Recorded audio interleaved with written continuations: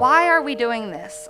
Scholars have, long and repeatedly complained about not having access to the audiovisual record of our time. One historian of the civil rights movement wrote to us and said that he has long been frustrated by difficulty of gaining access to the vast audiovisual record of my period. A media historian similarly wrote to us that public broadcasting programs remain locked in the collections of its many member stations, and that bringing them out of obscurity would be an immense boon to scholars not only of media history, but of the era as well. As part of the stewardship of the American Archive of Public Broadcasting, in addition to CPB granting this collection and initiative and its future growth and stewardship to WGBH and the Library of Congress, GBH was also tasked with the responsibility of further maintenance of PBcore. PBcore is a metadata schema developed by CPB in the early 2000s as a means of sharing information between and among stations about their audiovisual material. It's since been further developed a few times. It's based on Dublin Core, but it's expanded for audiovisual material, so has extensive technical metadata in addition to descriptive and intellectual content metadata as part of the schema. So we are continuing to further develop that as part of our responsibility on the American Archive of Public Broadcasting, and have assembled an advisory subcommittee of the Association of Moving Image Archivists to help us with that. Over the past year, we have migrated PBcore 2.0 to 2.1, have launched a new website and improved documentation, and are working with the European Broadcasters Union to map PBcore XML to EBU Core RDF. EBU is the European Broadcasters Association, and they also have a very well-developed schema and ontology for audiovisual media, so we're trying to figure out, with our material hopefully being able to reach international audiences. Our metadata should be mapped and be able to be shared internationally with other archives. So our website launched last April 2015. We're providing access to the entire inventory, the 2.5 million inventory records that were contributed by the stations during the Content Inventory Project. We're also providing access to the digitized collection of 40,000 hours, and as the collection grows, we're adding more and more content. WGBH is responsible for the website. So in October of 2015, we launched our online reading room, which provides online access within the United States to currently around 13,611, roughly, digitized moving image and sound files that were contributed by the stations during the digitization project. If someone physically comes to WGBH or the Library of Congress and they go to our website, which is americanarchive.org, they can search the entire collection, which is about 68,000 files, and access those through the website interface as well. Currently, we have participating stations from 38 states across the country. As part of our collection development policy, we hope to continue filling the geographic gap within our collection and reaching all of these flyover states that are not currently represented. Also, we have launched several curated exhibits as a way to highlight materials in the American Archive collection. And looking at Google Analytics, we have found that a lot of these are the materials that are the most seen within the collection. So we have learned that the stuff that we're highlighting is the stuff that is mostly being looked at more by the users. We also are really interested in curating material on timely subjects. So we've launched exhibits on the civil rights movement, climate change, so how public media has covered climate change since the late 1980s, and also how, showing how that conversation has evolved over the last 30 years. We've also launched an exhibit on how stations have recorded their own history over the last 60 years and how they've celebrated their anniversaries. And we also have launched one recently on presidential elections, and we have more than 100 interviews and speeches by presidential candidates from the early 1960s through the 2012 presidential election, and not just those that were eventually nominated, but for their party. It covers a wide range of perspectives. Also on the website, we are trying to provide ways for people to find stuff in the collection. When they, come to the website, they don't know what they're looking for. We give all of these topics. As Karen said, our metadata really is still very sparse. But what we have done is, so for example, if someone clicks on social issues here, it's actually a keyword search for, poverty, welfare, many different keywords that we consider a social issue. This is a search results page. I don't know what I want to say about that, but we provide facets just like any other digital archive. Let's see. If you click on one of these records, it takes you to a record page where you can watch or listen to the video or audio file. Our technical stack, this is pretty simplified, but on the left side is our archival management system, which is where we manage all of our metadata for the AAPB. It's where we catalog, it's where we import and normalize metadata at scale. From the AMS, we have a PBcore API that pulls the PBcore and then ingests it into our Apache Solr index, which is then made available through the front-end Blacklight application, which is our public-facing website. And then on the right side, we're storing our proxy or access files on Amazon Web Services. We're using Sony C as a platform for managing those proxy files, and Video.js is the player that we're using on the public-facing website, the Blacklight application. From the Blacklight application, we have an improved PBcore API that has much cleaner metadata. There's a lot of data cleanup that happens in the Solr ingest. So we provide access to like Pop-Up Archive and University of Texas, a lot of our partners from the front end website for the PBcore metadata. Also, our metadata is Creative Commons CC0 license, so it's free for reuse. And we also provide a mods OAI PMH feed. We are working with the Digital Commonwealth, which is the Digital Public Library of America aggregator for Massachusetts. And very soon, hopefully by the early fall, the AAPB materials that are in the online reading room will be discoverable on the DPLA website. Our code is available under a Creative Commons attribution license, and it's also available on GitHub. We're currently stewarding PBcore, but we also use PBcore as our metadata schema for the American Archive. This is the archival management system, where as I said, we are managing our metadata. We have many interns all of the time helping us catalog item by item. We also can import PBcore or a CSV into the system, map it to PBcore, and then we also have the PBcore export. The stations that are participating in the American Archive can log in and view, search, and browse their own records and view their proxies within this interface. They can also import and edit their metadata and export their metadata. So if you ever have any downtime and want to learn how to use this and import new metadata for your station that you're working at, this is something that I'm really interested in, seeing as an outcome of this project, if time permits on your own projects. But we want to continue to grow the collection with new records and new materials into the future. So there is an opportunity for this to occur during your project. So as I said, we have a lot of interns cataloging nonstop in the Media Library and Archives. Cataloging is going to take us forever. We have 68,000 items, and we want to make them more discoverable.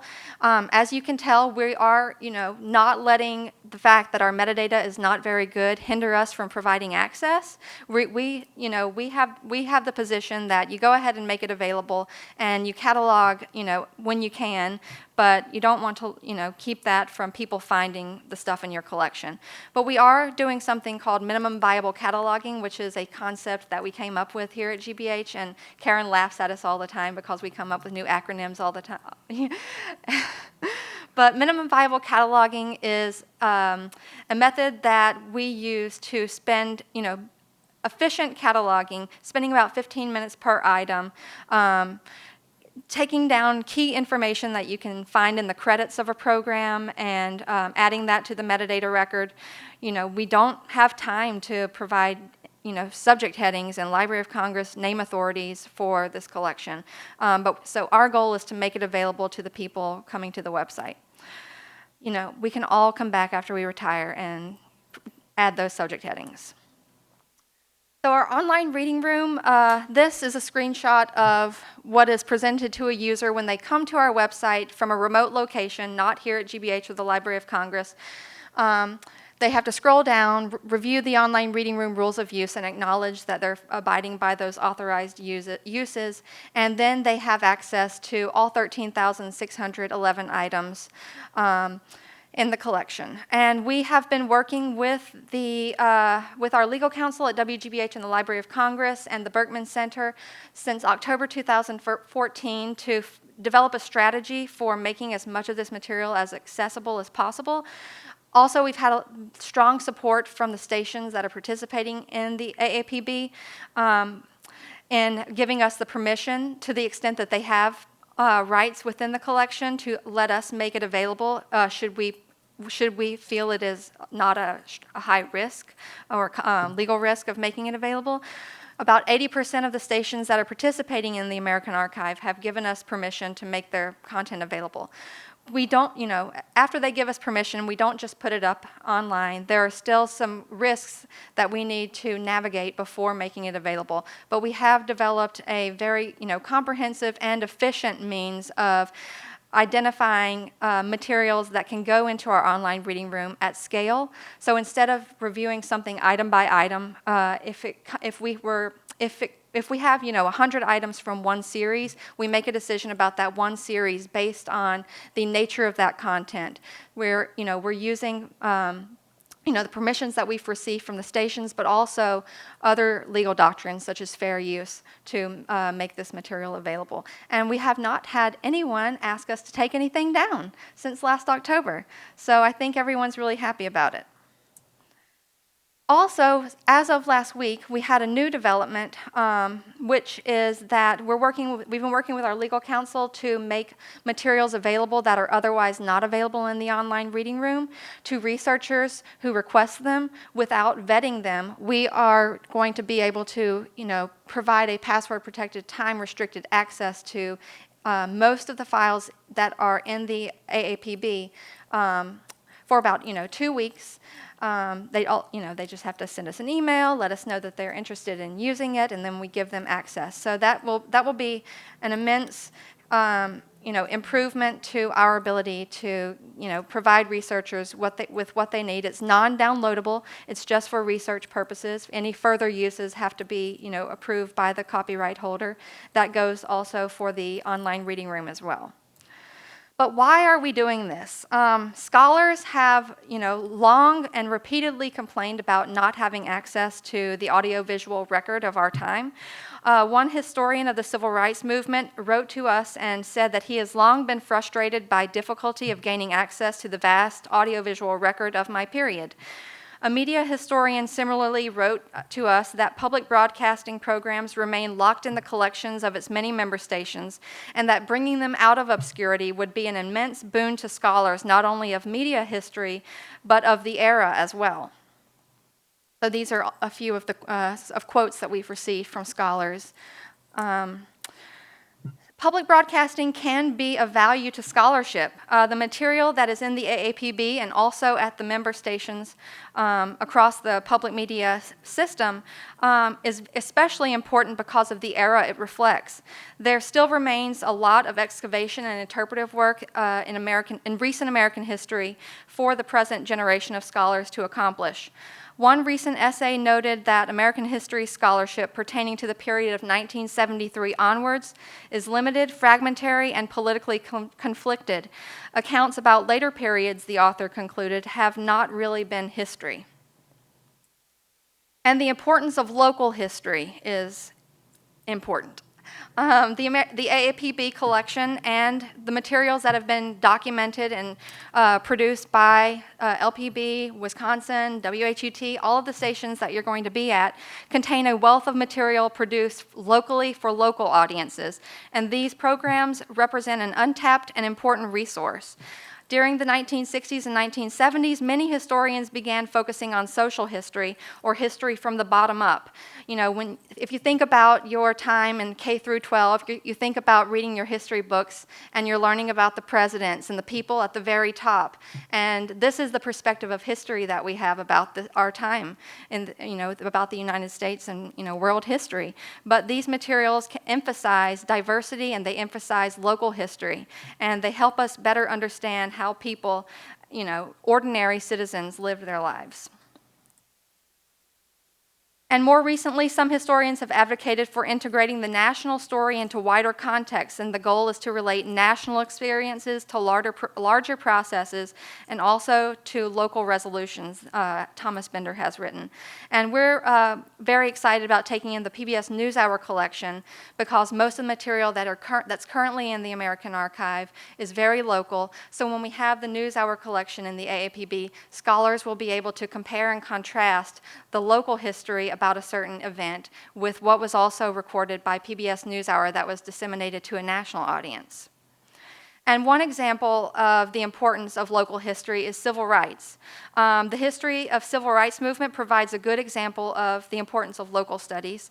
The publication in the mid-1990s of a number of key works on local civil rights history marked a major shift in the field, Emily Crosby wrote. Collectively, she states that these books highlighted how acknowledging and studying the importance of the movement's local indigenous base fundamentally alters our picture of the movement and its significance. Crosby also argues that a focus on local studies can help people outside of academia, especially young people, to better appreciate the experiences of others, to give them, in her words, the opportunity to understand more fully the power of perspective. Local studies, she writes, can make civil rights history relevant and accessible to many more people. So the American Archive of Public Broadcasting, I want to talk a little bit about how it's useful for scholars. So first is access and use. As I said, we currently have material from 38 states and 2 non-states in the collection. Currently, Massachusetts has a much higher percentage, but we're hoping to fill these gaps in the collection. By place, we have materials across the United States. We do need to work to improve, our representation from the West, the South, and the Pacific. Also, across time, we have materials actually dating back to 1947 and up to 2015. And it documents any topic you can really think of: national history, regional history, local history, public affairs, environmental issues, music, art, literature, filmmaking even. And AAPB can be a value of scholarship because of its geographical breadth and chronological reach. But I also want to add that we kind of have added this, I think, to our mission recently, that we want to become a focal point for discoverability, and we understand that stations, now that they are realizing the value of their archives, may want to do their own thing and may want to, like the Louisiana Digital Media Archive, which is an amazing resource for Louisiana, but also nationally. And we'd love to continue working with stations that are building their own local digital archive system to, provide a portal to these other websites. And that would, I think, help solve the separate silos syndrome that we have, that researchers experience with having to go to many different sources to find what they're looking for. We really want the AAPB to be a one-stop shop for people, for researchers to find materials across the public broadcasting system, whether we're hosting the material or whether we have the metadata record and are linking out to that station or that archives content. So in the future, as Karen said, we're working to improve scholarly access to the AAPB and hope to collaborate with like the Radio Preservation Task Force and other subject specialists to help us determine how best to represent what we have in the collection to different types of researchers, from experienced to novice researchers.